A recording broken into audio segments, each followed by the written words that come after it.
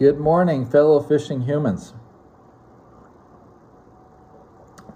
This is specifically geared toward you fanatics of finesse and ultralight fishing. So, I've done a generalized video on custom rods and why. This is specifically finesse, ultralight, custom rods and why, okay?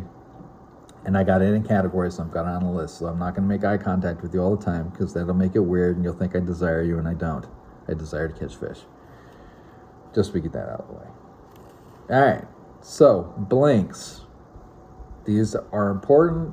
Pay attention, write shit down, please. People tend to forget when they don't. Or save the video, I don't care.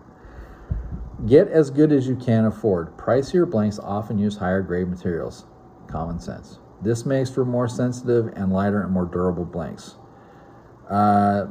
B, always get 1.5 to 2 foot longer than your height. This allows the best blend of control versus leverage and force. Excuse me for a second. C, get lightest within action range to get optimal sensitivity and decent power. I use parabolic with a deep backbone and moderate to moderate fast, depending on if it's panfish versus finesse bass blanks. Okay. My finesse bass blank has a lot of backbone, but it has a real good forward section of parabolic with a fast tip, and it works phenomenally. It loads up so good, so good. Guides. I always use Micro. American Tackle brand is the one that I get. Sometimes with inserts, sometimes single piece. I prefer single piece since I do braid to fluoro, and if I'm throwing a slip bobber, it tends to not pop the middle of the guide and have to have a replacement on the guide. Buy what style you prefer. I prefer micros. You may not. Okay. Thing I would tell you about micros is that I use the Airwave system. So the first one has this spiral thing in it. I don't know how scientifically they figured it out. It works. I bullet my casts regardless of weight. It's insane. Minimally 9 pieces and a tip, 12 max depending on length of the rod. Nanolite versus Duralite. There are advantages and disadvantages of each. Nano for braid, it's harder, more resistant to breakage. Duralite is more budget, slightly less durable, not by a whole lot. Just do your research. You can get all components that you could think of getting for a custom rod on mudhole.com. That's where I get them, and I take them to a couple of my friends that make rods. Reel seats and handles. It depends on the action and technique or species. Ultralight 1 to 6 pound range, Tennessee cork and slip rings is my preferred. Gives me more feel. It's just a more skeletonized way to do things, and I have a longer section on my ultralight that's like 18 inches, so I can, if I get into a bigger panfish, I can use my forearm and just kind of hold them here, or if I get into a really big fish and I have to fight them on that rod. Medium light to medium, skeletonized and split grips, a little bit more comfort, heavier. You can still do split rings in Tennessee if you feel like it. At that point in time, I like to have more of a singular grip control. Okay. Heavy and up, steel seats, heavy cork or foam for the grips. A lot of materials that are used for the heavier ones are mostly aluminum.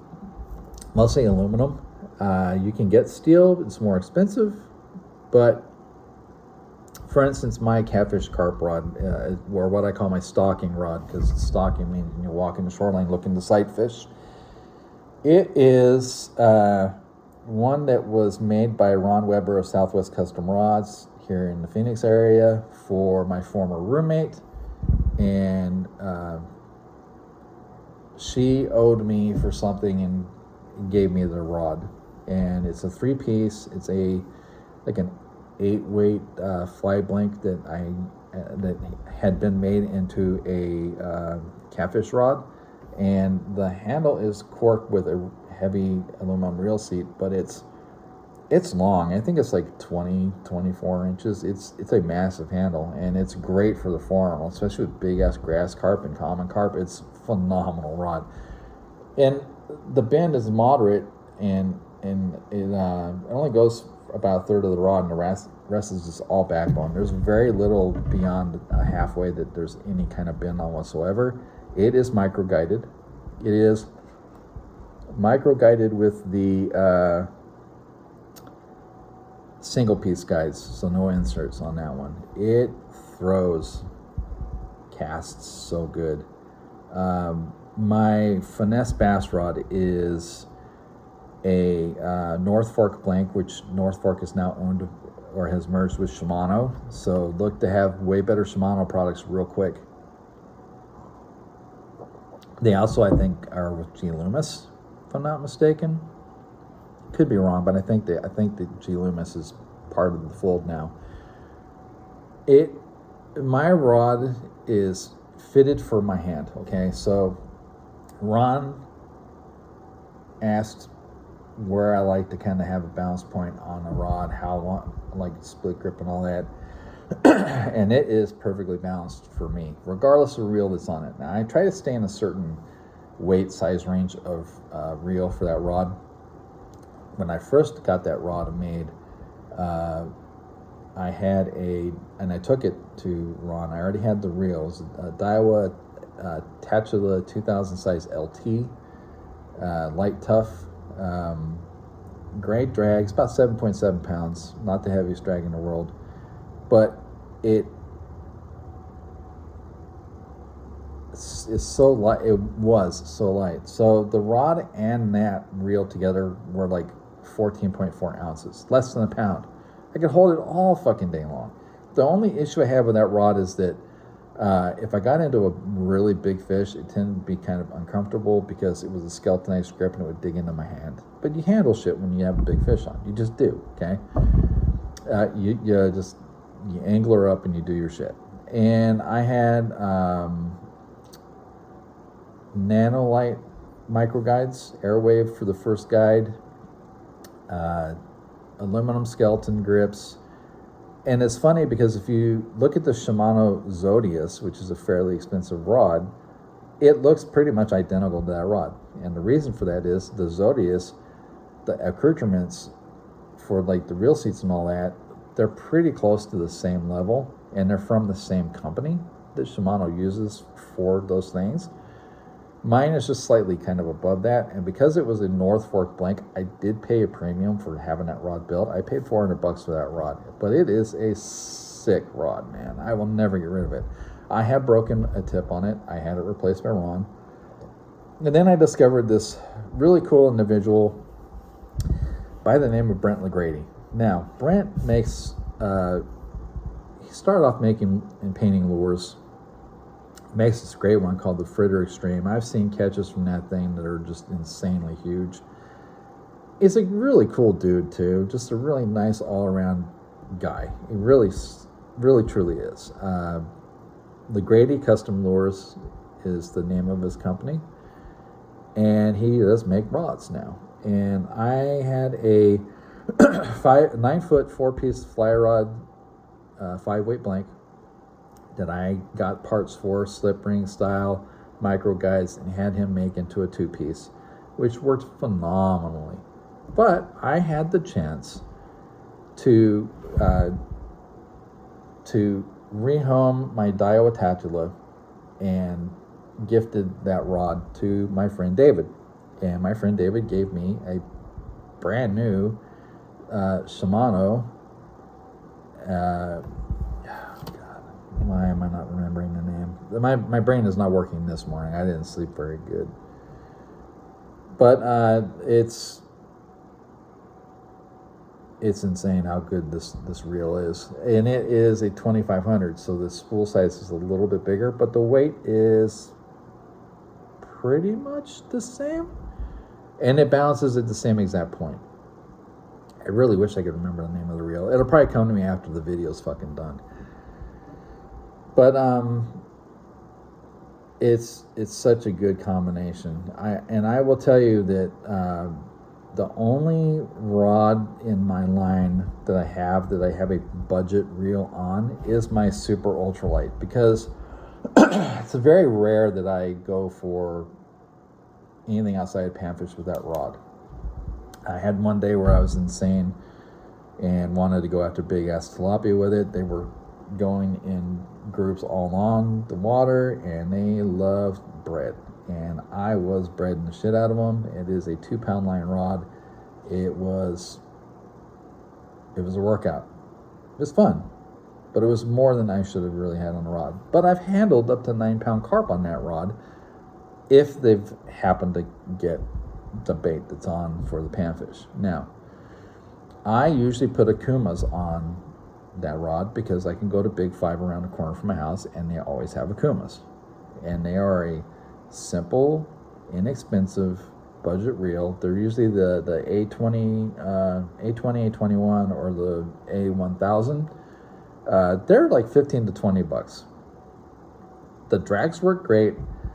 Only thing I do is I take them apart, and I usually wipe them out of the heavy grease they have, put my Cal's saltwater heavy grease on, and put my gun oil on. I do not use real oil on my reels. I use high PTFE gun oil. It lasts way better. It's got way more lubricity to it. So that one is a 7/6 2-piece 3-weight flight brink that I had turned into a slip ring micro guide, and it has a heavy parabolic moderate slow bend with not a lot of backbone. It is a perfect panfish rod for as light as I go, because I go anywhere from like 1/84 of an ounce heads all the way up to about a 1/8 is like my heaviest, and it works for it all. So in conclusion, as I should say, big words, Ken. Get as good as you can. If you want to have a local rod maker make a rod for you, you can pay the premium because they have all the pieces, or they can order it, or you can just find the stuff online. There are more places than just Mudhole, by the way, but Mudhole has great prices and a lot of shit, okay? Including complete kits, if you're okay with that. But one of the reasons that I get excuse me, one of the reasons that I get Handmade ultralights, finesse rods, and I have the ones I've had for as long as I have now, is because every time I went to the rack and I got a rod, okay, and I got some great rods, don't get me wrong, but they're mass produced, okay, and you're only going to get so much of what you want if you're a fisherman at a certain level of experience. You're not going to get everything you want from a standard off the rack. You're just not. And it's evident by the amount of rod makers that there are out there, okay? There is a market for it for a reason. So and look for reviews. Look up the people that make rods in your area. Look at the reviews for them, because everything's online now. We just got to face facts. It just fucking is. And find them. I found Ron Weber. I just did research. I looked at Southwest Custom Rods. I saw so many 5-star reviews. I said, I've got to meet this dude. I've got to figure out, get a rod. And I've had, let's see, between the ones that I still have and 2 that I've gifted, I've had 5 made by Ron, I believe. I had an original drop shot one that was way too heavy for drop shot, by the way, but I liked the rod. I had 1 finesse ultralight that I gifted.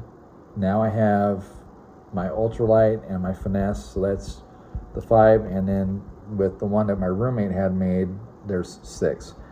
I've never been disappointed. I've had 1 made by Brent so far, that one that I gifted, which was a great rod. And Brent, again, not against you at all. I had a deal that I could make, and I made it. So I will have another rod made by you at some point. I just haven't decided what segment yet. And honestly, I'm paying more attention to trying to get my health in check, my fitness level up, so I'm not fishing as much as I was. And that has been a factor. So once I get to a point where I need another one, you are going to be the one I come to for a couple reasons. One, you're very talented. Three reasons. You're very talented, you make great product, and you're close. And you're just a cool dude, man. And I would rather give you business and, drive 6-7 miles than drive all the way across the valley to go to run. As much as I love the dude, he's a great guy. But you're close, you're consistent, and you're a cool dude, and I would rather give you the business as opposed to driving halfway across the valley to somebody that I've already used multiple times. So, again, just get the best you can afford. If you have to go budget, go budget. I mean, the Bushido blink that is on my super ultralite, you go on Mudhole, they're really not that expensive. And every rod make that Mudhole has, every accessory that Mudhole has, it has full ranges from the most budget to like the most insanely expensive for each one. They have guides coming out of their ears. They have reel seats coming out of their ears. They got everything in spades, man. If you can't find what you want to use, if you can't, you could even get the kits. The kits they look pretty damn good. I wouldn't do it just because I'm very tactile with the way that I do things, because I'm autistic and there's certain ways that my brain just processes input on a physical level that makes it to where I have to have a certain way or it just doesn't feel right to me, which is why I started exploring this shit in the first place. Now, I will tell you, if you're going to go off the rack, Shimano and Daiwa all day long, okay? Shimano, the Zodia series is phenomenal for what it is. Daiwa, there are several, the Tatula and Tatula Elite. I prefer the lower models, honestly. I think the higher ones are too flashy. I don't like flash. Daiwa has, and they may have changed it a little bit. They had a 7'6" one-piece ultralite from the Procyon line that was phenomenal, man. I had that for quite a while. I gifted it to one of my fishing friends with a I think a Fuego was what I had on it. I've never been disappointed with Daiwa products, but I've also never been disappointed with Shimano. And unfortunately, unless you spend $1,000+, you're not going to get a custom-made reel. They do exist, but they are stunningly expensive. And I'm a redneck. I ain't spending that kind of fucking money. It ain't happening. So you can get them off the rack. There's other brands, G. Loomis, Powell, 13 Fishing. There's a shit ton of companies out there that make rods. I've never really liked them very much. I got a Powell from the Endurance line, which was actually made for women, that was for drop shot on the recommendation of this guy at Sportsman's. I will never step foot and buy something from Sportsman's again. Their prices are stupid. But it was too light.